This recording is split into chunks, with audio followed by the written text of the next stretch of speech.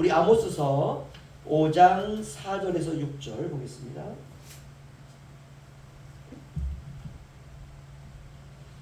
네, 아모스서 5장 4절에서 6절입니다.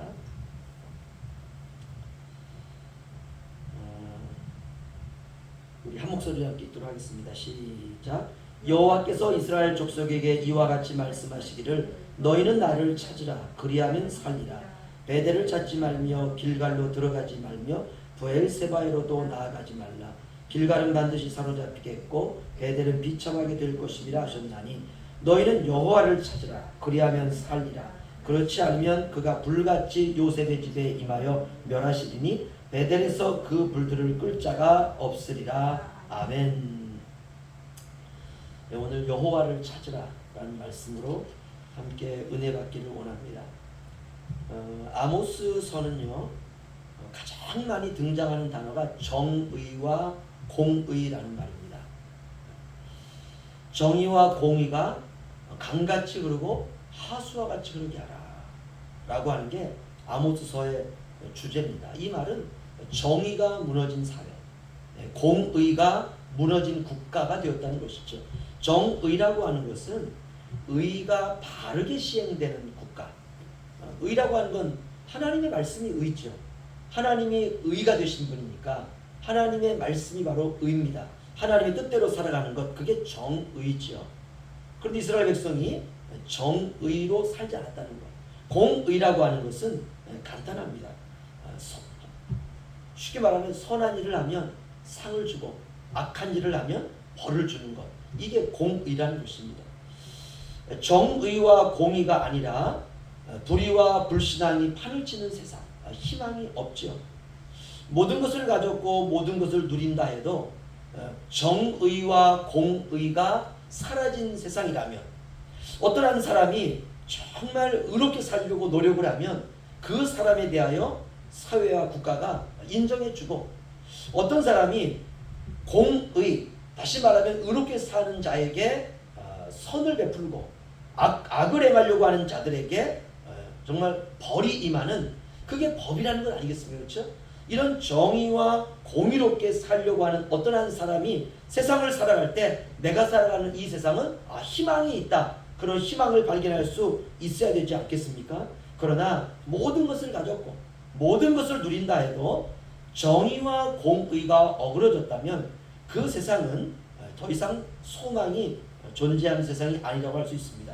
하지만 국가가 가난하고 국가가 어렵고 국가가 다른 나라에 비해서 별 볼 일 없다 하더라도 그 작은 국가가, 가난한 국가에 정의가 살아있고 공의가 살아있으면 그 사회는 희망이 있습니다. 교회도 마찬가지죠. 정의가 살아있고 공의가 살아있고 하나님의 은혜가 살아있다면 가난해도 희망이 있는 것입니다. 아모스서는 그 얘기입니다. 악한 자는 벌을 받고 선한 자는 상을 받는 세상, 정직한 자는 인정받고 불의한 자는 벌을 받는 세상. 그런데 오늘날 세상 어떻습니까? 불의가 정의처럼 불신앙이 신앙처럼 인정받는 그런 곳이 되었습니다. 이런 세상에 남은 것은 하나님의 심판입니다. 이런 세세한 기록이 기록된 것이 성경이고, 그 성경에 불의와 공의가 무너진 인생을 그런 사는 국가에게 하나님께서 심판이 선언되고 있는 것입니다. 이렇게 하나님의 심판이 선언될 때 사람들의 반응은 과연 무엇일까? 우리가 아모스서를 읽다 보면 회개하기는커녕 사람들이 그런 하나님의 심판을 통해서 변해가는 것은커녕 사람들이 회개도 하지 않고 변하지도 않는다는 것입니다. 오늘날로 말하면 이 세상은 이런 것 같습니다. 돈만 있으면 마치 의인처럼 여겨지는 세상. 여러분 그렇지 않습니까? 세상에서 돈은 힘입니다. 엄청난 힘입니다. 물이 없는 아프리카에, 사막뿐인 아프리카에 우물 하나 파는데 드는 비용이 우리나라 돈으로 500만 원입니다. 그래서 교회들마다 아프리카의 우물을 통해서 선교를 하기 위해서 500만 원을 헌금하는 교회들이 참 많습니다. 그리고 우물 하나가 딱 세워져요. 그리고 그 우물 밑에 거기에 비석으로 그 우물을 파는 데 기증한 사람의 이름이 새겨집니다. 참 놀라운 일 아닙니까? 그런데 왜 아프리카 사람들은 그 우물을 파지 못할까? 땅속에 물은 흐르고 있는데 돈이 없기 때문에 그렇습니다. 이렇게 돈은 사막에 물을 만듭니다. 그래서 사람들은 돈을 모으는 것이에요. 힘이기 때문에 이것을 우리가 불이다 이렇게 말합니다. 인간의 절망이 있는 곳에 필요한 것은 돈이 아니라 하나님입니다. 이게 신앙이죠. 최근 대통령 선거가 끝났고 새로운 대통령이 선출되었습니다. 한 사람이 대통령에 출마하기 위해서 이제 선거위원회에 내가 대통령 출마하겠습니다 라고 등록하고 선거를 끝까지 치르기 위해서 필요한 돈이 500억입니다. 돈이 없으면 출마도 불가능합니다.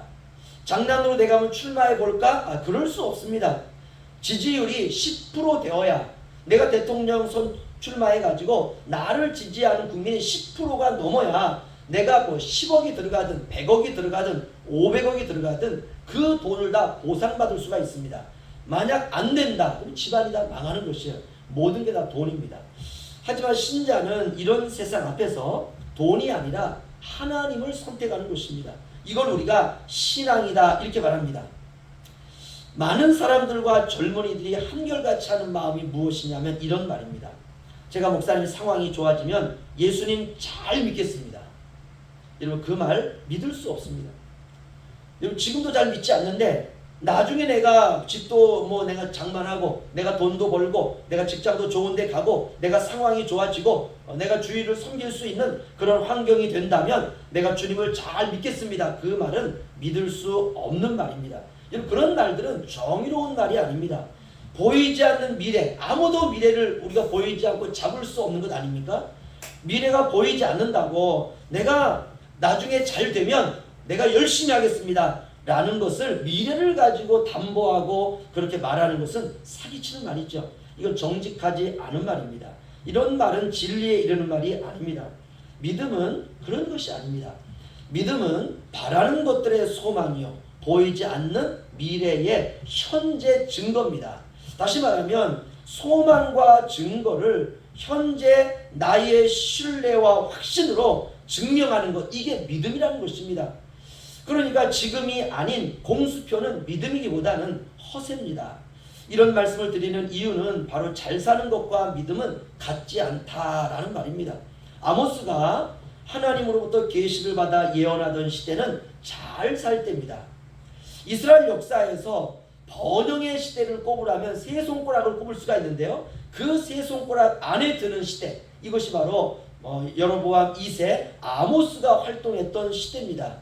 그런데 그런 시대에 하나님께서 주시는 말씀은 충격적이라는 것입니다. 너희의 신앙의 위험 수위가 넘었다라는 경고입니다. 물이 많이 오게 되면 여러 가지 많은 경고를 하지 않습니까? 호우 경고 막 하다가 이게 더 넘어가면 그 다음에는 무슨 홍수 경고가 되지 않습니까? 이건 물이 넘쳐가지고 가정을 흘러 들어온다는 것입니다. 아모스서는 바로 그건 너희의 신앙의 위험 수위가 넘었다. 이 넘었다라는 말은 절망 직전이다라는 말입니다. 그럼에도 불구하고 이스라엘은 돌이키지 않습니다. 스스로 아무런 문제가 없다고 생각하고 있습니다. 여전히 믿음 생활도 잘하고 있고요. 절기도 잘 지키고 하나님이 하라는 제사 제도도 잘 지키고 있습니다. 주님께 예배도 드립니다. 물질로 헌신을 합니다. 겉으로는 신앙이 좋은 것 같은데 쉽게 말씀드리면 할 거 다 하고 있어요. 그들이 뭐 잘 살고 있음에도 불구하고 뭐 믿음 생활 안 한 것도 아닙니다. 다 잘하고 있어요. 그러면 신앙이 좋은 것인가? 하나님은 그렇지 않다는 것이에요. 그 왜 이스라엘 백성들이 할 거 다 하고 있음에도 불구하고 하나님으로부터 심판의 경고를 받고 있느냐? 그것은 바로 마음 때문에 그렇습니다. 마음이 없는 헌신은 헌신이 아닙니다. 하나님은 그 마음을 이제 들여다보시겠다 그 말씀입니다. 신자가 된 이후에 성경은 우리의 마음을 체크합니다. 저와 여러분이 마음 관리를 잘 하시기를 주님의 이름으로 축원합니다. 마음 관리가 신앙 관리입니다. 아모스서 5장에 하나님께서 충격적인 지적이 나오는데요. 한번 읽어보도록 하겠습니다. 21절에서 24절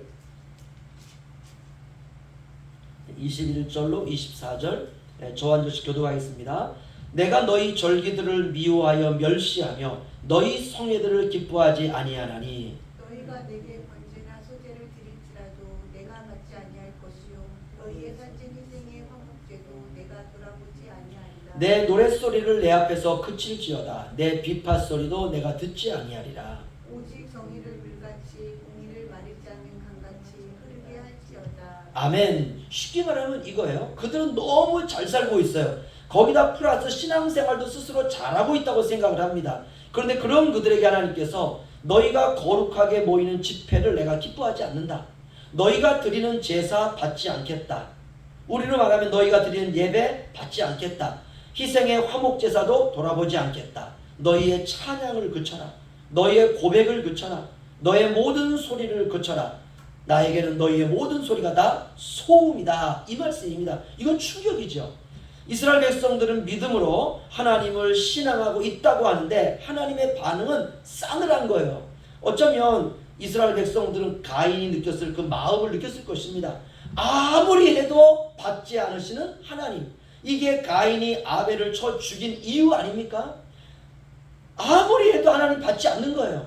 뭐 이 모양으로 하고 저 모양으로 하고 이렇게 하면 하나님 기뻐하시겠지. 아무리 해도 하나님이 받으시지 않는 것입니다.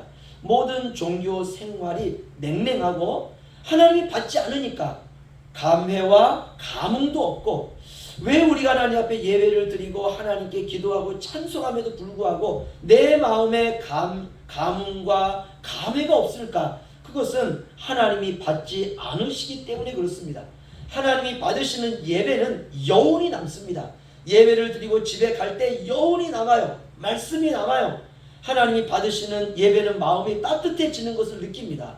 지금 이스라엘이 그 지경까지 간 거예요. 24절 보시면요. 문제가 뭐냐? 오직 정의를 물같이 공의를 마르지 않는 강같이 흐르게 할지어다. 아멘. 신자는 세상에서 신자답게 믿음으로 살라라고 하는 그 뜻이죠. 세상에 영향받지 말고, 세상이 사기친다고 할지라도 너희는 사기치지 말고, 세상이 공의롭지 않게 산다 할지라도 너희는 하나님의 공의 가운데 행하라, 이 말이죠. 세상이 무너질 것 같아도 사람들이 저와 여러분을 볼 때에는 야, 저 사람은 이 세상 사람과 같지 않아, 그렇게 살라는 것이에요. 여러분, 그래야 됩니다. 신자는 신자다워야 됩니다. 그렇다면 어떻게 하면 신자가 신자다울 수 있을까? 오늘 우리가 읽은 4절에서 6절 말씀입니다. 아모스 5장 4절에서 6절. 네, 저 한 절씩 교독하겠습니다. 여호와께서 이스라엘 족속에게 이와 같이 말씀하시기를 너희는 나를 찾으라. 그리하면 살리라. 베델을 찾지 말며 길갈로 들어가지 말며 브엘세바로도 나아가지 말라. 길갈은 반드시 더럽히겠고 베델은 비참하게 될 것이니라. 다 함께요. 너희는 여호와를 찾으라. 그리하면 살리라. 그렇지 않으면 그가 불같이 요셉의 집에 임하여 멸하시리니 베델에서 그 불들을 끌 자가 없으리라. 아멘. 신앙의 정답입니다. 어떻게 하면 우리가 신자답게 살 수 있느냐? 하나님을 찾으라는 거예요. 우리가 이미 알고 있는 답입니다. 하나님을 찾는 게 어떻게 찾느냐? 그것이 어렵지 않습니다. 그냥 주여, 이게 하나님 찾는 거예요. 직장에서, 가정에서, 어디서든지 우리가 마음이 곤고하고 힘들 때 주여, 하나님이 내 안에 살아있는 사람입니다. 우리가 너무나 잘 알고 있는 답이에요. 그런데 이 답이 몸으로 와야 돼요. 몸으로. 이게 중요합니다. 우리가 때때로 하나님 말씀은 알고 있죠. 그런데 그 말씀을 머릿속으로 생각하는 거예요. 이렇게 생각하고 저렇게 생각하고 머리로 재고 그러다 시간 다 가는 것이에요. 그것이 아니라 몸이 먼저 움직이는 사람. 환난이 올 때, 역경이 올 때, 시험이 올 때 주여, 이게 오는 사람. 몸이 먼저 반응했잖아요. 입이 먼저 반응했잖아요. 이 사람이 신앙이 된 사람입니다. 지성과 감정과 의지는 몸을 움직이는 것으로 나타나는 것입니다. 어떤 상황에서도 여호와를 찾는 사람. 너희는 나를 찾으라. 그리하면 살리라. 너희는 여호와를 찾으라. 그리하면 살리라. 하나님 이 사람을 기뻐하십니다. 5절을 보시면은요. 베델을 찾지 말며 길갈로 들어가지 말며 부엘세바로도 나아가지 말라. 길갈은 반드시 사로잡히겠고 베델은 비참하게 될 것임이라 하셨나니. 아멘. 이 말에 큰 의미가 있습니다. 베델은 하나님의 집이라는 뜻을 가지고 있습니다. 베트라는 말이 집이에요. 엘이라는 말이 히브리어로 하나님, 이런 뜻입니다. 베델은 야곱이 에서를 피해 도망가다가 어느 지점에 잠을 들었는데 꿈에서 하나님을 만납니다. 천사를 만납니다. 땅과 하늘에 연결된 사다리가 있었는데 거기에 인자 같은 이가 하나님과 같은 분이 오르락 내리락 하는 꿈을 꾸게 돼요. 그가 잠에서 깨어나자 단을 쌓고 내가 이곳에서 하나님을 만났다 라고 고백하고 하나님께 거기서 예배를 드립니다. 이것이 바로 이스라엘의 정체성이 된 장소죠. 베델, 하나님이 이 땅에 야곱을 만나 주셨던 바로 그 장소, 하나님이 이 땅에 내려오셨던 바로 그 장소, 얼마나 놀랍습니까? 그런데 베델을 찾지도 말라라고 말씀하고 있어요. 두 번째, 길갈로도 가지 말라. 길갈은 40년 광야 생활을 하던 이스라엘 백성들이 요단강을 건너서 처음에 당도한 곳, 그곳이 바로 길갈입니다. 길갈에 돌 12를 세우고 거기서 할례를 해가지 않습니까? 우리는 이제 하나님의 백성입니다 라고 하는 것을 몸에 새기는 것입니다. 그리고 모든 애굽의 수치가 물러갔다라고 하는 하나님의 거룩한 자가 되었다라고 하는 그 하나님의 뜻이 머문 자리, 이스라엘이 정결의식을 행했던 바로 그 자리, 그것도 굉장히 의미가 있는 자리죠.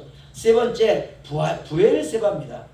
믿음의 조상 아브라함과 이삭과 야곱이 제단을 쌓은 곳, 이곳이 바로 브엘세바입니다. 이스라엘의 최남단에 있는 땅인데요, 이스라엘 종교의 중심지. 위쪽으로 조금만 가면 예루살렘 성이 있는 유다의 땅입니다.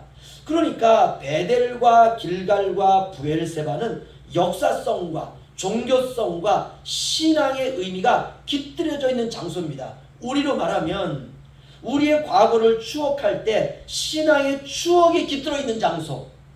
예를 들면 내가 어떤 곳에 가서 기도를 했는데 그 기도 가운데 하나님이 나를 만나 주셨던 장소, 우리는 40년 50년 세월이 지나도 그 장소를 잊을 수가 없습니다. 하나님의 임재가 있었던 곳. 그런데 오늘 주님 하나님은 거기로 가지 말라는 거예요. 왜 그렇습니까? 이 모든 장소들은 가나안 땅에 있는 장소입니다. 가나안의 우상 숭배가 짬뽕이 되어가지고 이스라엘 백성들이 종교가 혼합되어져 버린 바로 그런 사람들로 전락했다는 것입니다. 거기에 가봤자 신앙이 새로워지지 않는다는 것입니다. 이 말은 이 세상에 성스러운 장소는 없다는 것입니다. 그러면 어떻게 하면 되느냐? 너희는 나를 찾으라, 그리하면 살리라. 너희는 여호와를 찾으라, 그리하면 살리라. 눈에 보이지 않지만 살아계신 하나님을 찾으라는 것이에요. 오늘날도 동일합니다. 그러면 그 하나님은 어디 계시는가? 그 하나님은 예수 그리스도 안에 계십니다. 구약시대에는 성부 하나님이 직접 나타나셨습니다. 천사의 모습으로, 음성으로, 때로는 구름 가운데 천둥과 번개로 자신을 나타내셨습니다. 그런데 이제는 하나님은 그렇게 나타나지 않습니다. 예수 그리스도 안에서 자신을 나타내세요. 왜 그렇게 하시느냐? 예수 그리스도가 하나님께서 계획하신 구원을 이루셨기 때문에 그렇습니다. 우리는 예수님 안에서 하나님을 만나는 것입니다. 예수님 안에서 성부 하나님을 만나는 것입니다. 그렇지 않으면 위험합니다.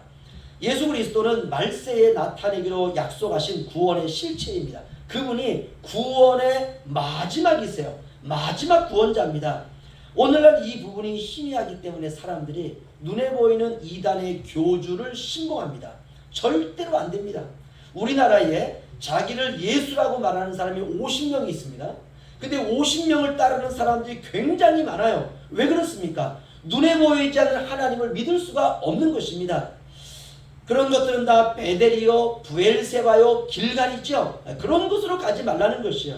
우리는 모두가 다 예수 그리스도 안에 있으면 그 안에서 자신을 계시하시는 성부 하나님을 만날 수 있습니다. 그것이 바로 복음입니다. 오늘 우리는 아모스서를 통해서 신앙의 답을 발견했습니다. 우리의 인생에 어려움이 올 때, 우리의 인생에 환난이 올 때, 곤고함이 올 때 다른 곳에서 우리가 찾을 것이 아니라 너희는 나를 찾으라, 그리하면 살리라.